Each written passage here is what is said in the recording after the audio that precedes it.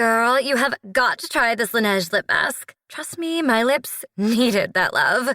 Love these vanilla vibes from Kayali. That top note is just so smooth. Smooth and stunning. That's what you get with this K18 hair mask. Those brands everybody's talking about, they're at Sephora. Discover the hype with the hottest names in beauty, including Laneige, Kayali, K18, and Rare Beauty. Only at Sephora. Auto insurance can all seem the same until it comes time to use it. So don't get stuck paying more for less coverage. Switch to USAA Auto Insurance and you could start saving money in no time. Get a quote today. Restrictions apply. USAA. This is the FPL Draft Zone, your fantasy team's best signing of the season. Liverpool look like they've got the title wrapped up, but is Tsimkas a route into their backline? Villa draw at Arsenal, is there value in their defence for the next few weeks? And Manchester City are good again, but which of their assets are worth a waiver? Hello and welcome to the FPL Draft Zone, a podcast all about Draft FPL. I'm Dom Crofts and we are back after another enforced absence. I am sorry for that. Work got in the way for the last few weeks. I haven't been able to keep up with the game weeks. I am sorry. I apologise profusely. Hopefully though, that inconsistency of episodes is at an end for now, and I will be doing my best to help you win your draft leagues this week and in future weeks too. This weekend saw Game Week 22 bring joy for Liverpool and misery for Arsenal, joy for Brighton and misery for Man United, and joy for Everton and misery for Big Ange and Spurs. And Game Week 23 is now right on the horizon, so let's not mess about any longer. Let's get right to it with a look back at what we learnt from the game week just gone. And it all started with the lunchtime kickoff between Newcastle United and Bournemouth. Newcastle went into this one on fire, literal fire, but Bournemouth absolutely smashed them at St James's Park. Justin Kluivert scored his second hat-trick of the season. He got an assist as well. Kirkes was also on target for the Cherries. Lewis Hall got an assist for Bruno Guimaraes' goal. Anthony Gordon ended up with an XGI of 0.48 but did not return. The Cherries finished the weekend a win of 4th place as Andoni Iraola continues to work miracles. At the G-Tech, Brentford lost to 2 late Liverpool goals from Darwin Núñez. Liverpool actually ended with an XG of over 4 in this one as they edged ever closer to the title. Flecken and Alisson made a combined 13 saves in this one, with Alisson ending up in the bonus points. Fulham beat Leicester, who we should all be targeting right now. Emile Smith-Rowe and Adama Traore got the goals. Harry Wilson got his 4th return in 5 games as well. Leicester have now conceded at least 2 goals in each of their last 8 games. Crystal Palace's good form continued with a 2-0 win at West Ham. Mateta and Eze combined for a goal again. Nketiah also got an assist. Palace now have 3 clean sheets in their last 5 matches. And in the late kickoff on Saturday, Arsenal drew 2-2 with Aston Villa. Martinelli and Havertz scoring for the Gunners, but tired minds caused a capitulation, and Tielemans and Watkins earned Unai Emery's side a point. Watkins now has 4 returns in his last 4 matches. On Sunday, Everton beat Spurs 3-2, DCL and Ndiaye scoring for the home side, Kulusevski and Richarlison scoring for Spurs. Brighton heaped more misery on Manchester United with what turned out to be a pretty comfortable win. At Old Trafford, Mitoma returned again. Minte and Rutter also scored for the Seagulls. Bruno Fernandes converted a penalty for the hosts. And Nottingham Forest continued their unlikely title charge with a 3-2 win over Southampton. Chris Wood got a goal and an assist. Morgan Gibbs-White got his 6th return in 8 matches. And tall Paul Onuachu finally broke his duck for the Saints. And then, finishing off Sunday, Manchester City battered Ipswich Town 6-0, with Phil Foden continuing his fine form. He scored twice and got an assist in this one. KDB got a hat-trick of assists, and Erling Haaland celebrated his mega-long contract with a goal as well. James McAtee also scored off the bench. And then wrapping up the game week, Chelsea beat Wolves 3-1 on Monday at Stamford Bridge. No return for Cole Palmer, but Trevor Chalobah returned to the Chelsea starting 11 after his loan with Crystal Palace, and he got an assist and maximum bonus points for the Blues. So that's what happened in Game Week 22, and now it's time to flag just a few winners and losers.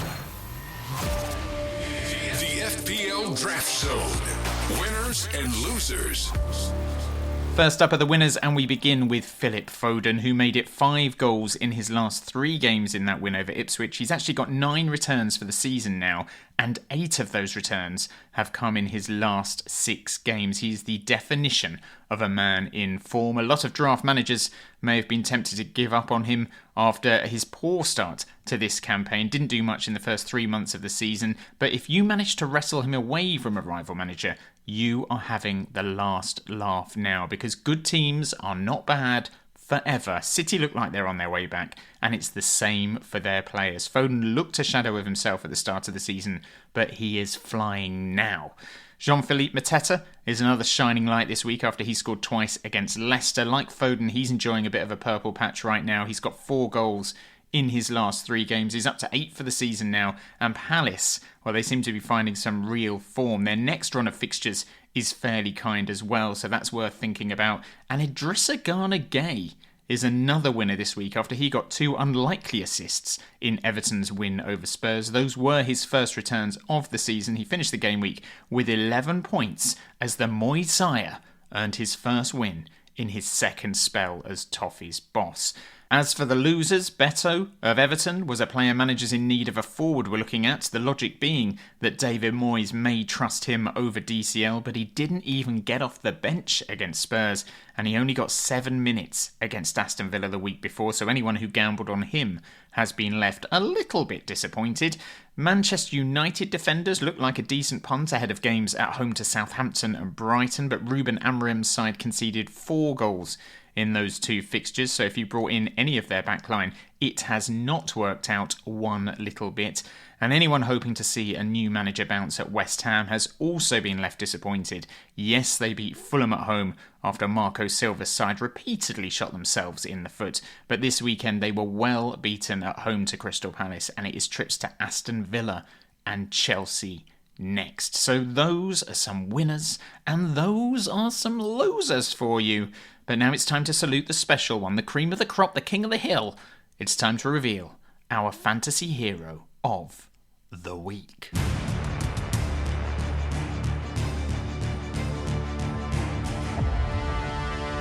Hero of the Week.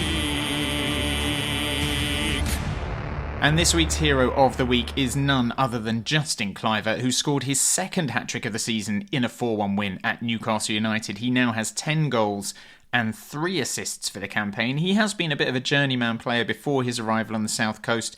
After leaving Ajax, he had spells at Roma, Leipzig, Nice and Valencia.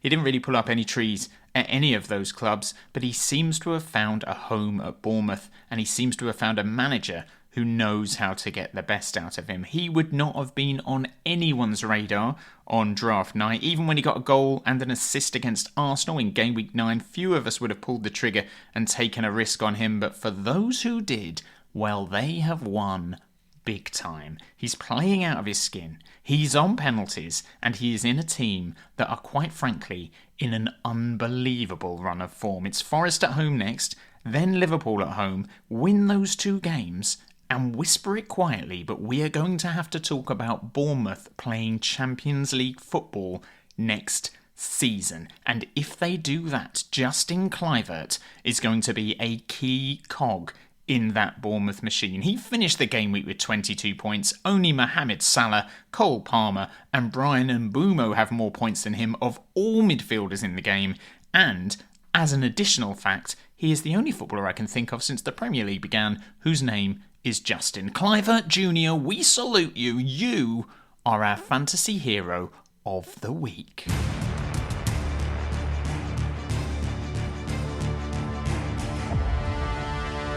Hero of the Week. So Game Week 22 is already a distant memory, and now it is all about Game Week 23. So we're going to take a look at all the fixtures, and we're going to flag a few players who could well be on your waivers. Yes, it is time for Waiver Once. The FPL Draft Zone. Waiver wants. As usual, we're going to be flagging players likely to be free in your league rather than Tier 1 or Tier 2 players. And as usual, we're going to go through those waiver options in fixture order, which means that this week we're starting with the 3 o'clock kickoffs because there is no 12:30 PM GMT kickoff this weekend. So we start with Bournemouth against Nottingham Forest, a game which no neutral would have had any interest in at the start of the season, but it's probably the game of the weekend now, given where the two sides are. They have met 5 times in the Premier League before. 3 of them have finished 1-1, including the game at the City Ground earlier this season. The other 2 matches finished 3-2 to Bournemouth. For the Cherries, David Brooks is a route into their attack. He started 3 of the last 4 now, and with Semenyo and Utara probably already taken, he is next in line from an offensive point of view. Bournemouth have also actually kept 3 clean sheets in their last 6 games. 2 of those clean sheets came at home. Dean Howson is more likely to be free than Milos Kerkez. Lewis Cook filled in at right back against Newcastle after James Hill picked up a hamstring injury, but Cook is of course classified as a midfielder, so you will not be getting clean sheet points from him. As for Forest, Callum Hudson-Odoi limped off injured after 37 minutes against Southampton. If he isn't fit for the weekend, Jota Silva is likely to replace him, so he could be a good route into Nuno's side if you think they can get a result against Bournemouth. Brighton take on Everton at the Amex. Brighton won 3-0 at Goodison earlier in the season in what turned out to be a very one-sided game, and Yankuba Minte looked excellent this weekend against Manchester United. Aside from his goal, he was tracking back really well, working really hard. He got an assist as well, and I cannot see him losing his place for this one. I think he'll start, and I think he would be a very good pickup this week if he is available in your draft league. And another Brighton player to flag is their right back, Joel Veltman. Brighton do not keep many clean sheets, but a lot of draft managers have still gone with Pervis Estupinan for his attacking potential, when in reality, Estupinan has just 1 assist so far this season, and Joel Veltman has 5. As for Everton, Jesper Lindstrom looked very good in that win over Spurs. He was across a lot of their set pieces. He had an excellent delivery more often than not. Everton will of course always be a threat from dead ball situations. That won't change under David Moyes. And Calvert-Lewin looks a bit more like his old self against Tottenham. So with Lindstrom in that side from the start, he could well be an astute signing if you're in need of a midfielder. It's Liverpool against Ipswich at Anfield. Liverpool won 2-0 at Portman Road earlier in the season. They've scored 14 goals in their last 4 meetings with the Tractor Boys, and I feel like I say this most weeks, but this feels like an absolute gimme game for Liverpool, and that means any of their attacking assets are worth bringing in here. The vast majority will of course not be available, but there could be a Curtis Jones or an Alexis McAllister floating about, and they'd be worth a punt even if they're only going to get limited minutes. Jones did limp off injured against Lille on Tuesday, so keep an eye out for an update on him, but his absence could then open up the possibility of Harvey Elliott getting some more minutes, so he's worth thinking about as well. Meanwhile at the back, Tsimkas started over Robertson at Brentford. He played against Lille as well, and while the likes of Van Dijk, Canate and Trent will of course all be taken in every single draft league, Tsimkas may not be, and he would be worth bringing in with a view to him taking over as first choice left back for the remainder of the season. It's Southampton against Newcastle at St Mary's. Newcastle have won the last 6 meetings in a row with the Saints, and earlier this season they beat them 1-0 at St James's Park despite a sending off for Fabian Schär after just 28 minutes. Despite another defeat at the weekend, there have been some green shoots of positivity for Southampton. They've scored 3 goals in their last 2 games now against Manchester United and Nottingham Forest, and tall Paul Onuachu has finally broken his duck for the Saints, scoring against Nottingham Forest in the last minute. He started the first few games under their new manager. He did nothing, he was dropped, but if you are desperate, and I mean really quite desperate for a forward, he could be worth bringing in as a third option for your draft team, because I think there's a good chance he will start in this one. And after Newcastle, it's Ipswich Town for Southampton, which surely represents a very rare opportunity for them to actually win a game of football. As for Newcastle, they'll be looking to bounce back to winning ways after that home defeat to Bournemouth. Most of their assets will, of course, already have been snapped up, but Fabian Schär and Kieran Trippier may still be available in some draft leagues. I think Trippier has a good chance of playing in this one. I think Howe will change up that back line after that 4-1 defeat, and I expect Schär to replace Dan Burn at centre-back. It's Wolves against Arsenal at Molineux. The Gunners have won the last 7 in a row against Wolves, but most of them have been pretty close. Arsenal won 2-0 at the Emirates in August, with Havertz and Saka getting the goals. Martin Odegaard has scored 4 times in his last 5 appearances against Wolves, so if you're an owner of the Norwegian, you may finally get a return this week. Ethan Nwaneri is back in training for the Gunners, so he could easily start here, and I do think he'd be a very good pickup long-term with a view to the remainder of the season. William Saliba is injured, so if Ben White is still available, he's likely to get a lot of minutes when he does return, which is meant to be towards the end of this month. And Riccardo Calafiori is another option at centre-back for this week, if you think the Italian can stay fit for longer than 30 seconds. Manchester City take on Chelsea at the Etihad. City were excellent against Ipswich, and they've already beaten Chelsea once already this season, 2-0 at Stamford Bridge on the opening day. In fact, Chelsea haven't beaten City in any competition since they won the Champions League final in 2021, when Kai Havertz got the only goal of the game. City did look a little bit more defensively secure last time out, albeit against an Ipswich side who look pretty blunt going forward, but maybe now is the time to bring in a Diaz or an Akanji in the hope that City do finally start to keep a few clean sheets. They have got a horrible run over the next few weeks with games against Arsenal, Newcastle, Liverpool and Spurs after Chelsea, but maybe it's those sort of games that will bring the best out of Pep's side. As for Chelsea, with Enzo Fernandez injured, Kiernan Dewsbury-Hall got a start against Wolves. He also got an assist. He made a few good runs from deep into the penalty box, and crucially, he is being heavily linked with a loan move away from the club. So it looks like he will start against City, but long term, he could also be a decent pickup with a view to him moving in the January window and becoming a key first-team player at another club. A reminder, he scored 12 goals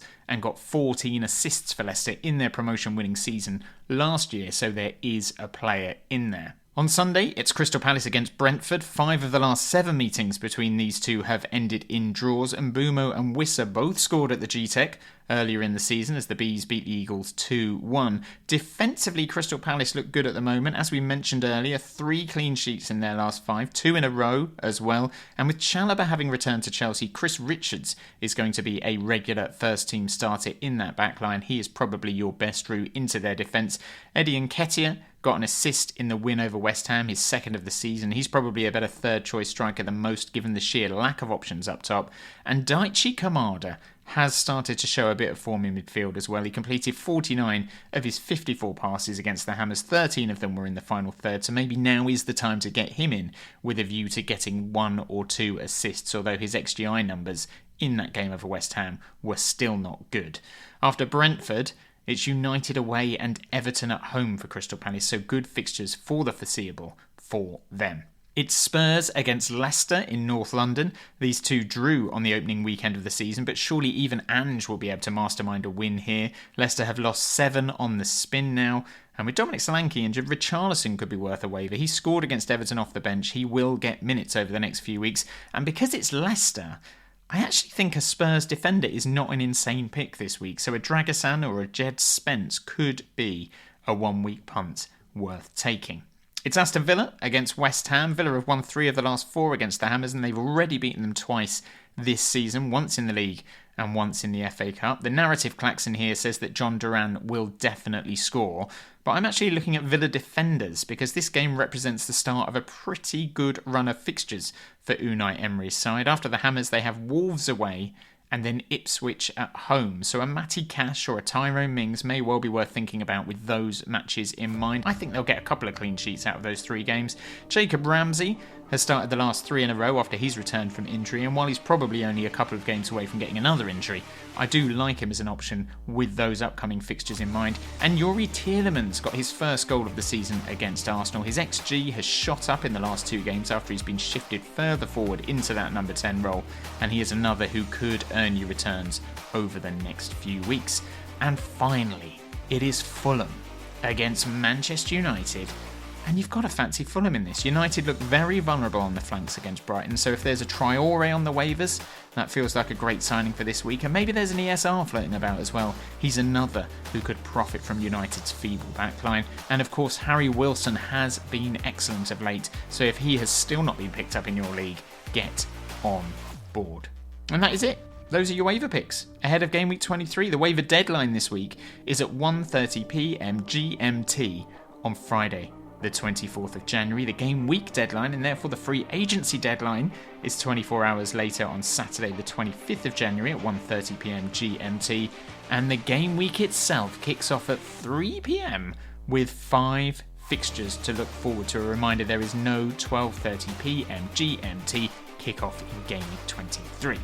If you haven't already, please do subscribe to this pod. Please give us a 5-star rating on Apple Podcasts or a nice review on Spotify. And make sure you're following us on X and Instagram, where our handle is at FPL Draft Zone. We are also on Blue Sky, where our handle is at FPLDraftZone.bsky.social. But that is it for this week. Good luck ahead of Game Week 23. Good luck in the waivers. Good luck in free agency. Good luck masterminding the trade of all trades with a rival manager. And until next time, it's bye for now.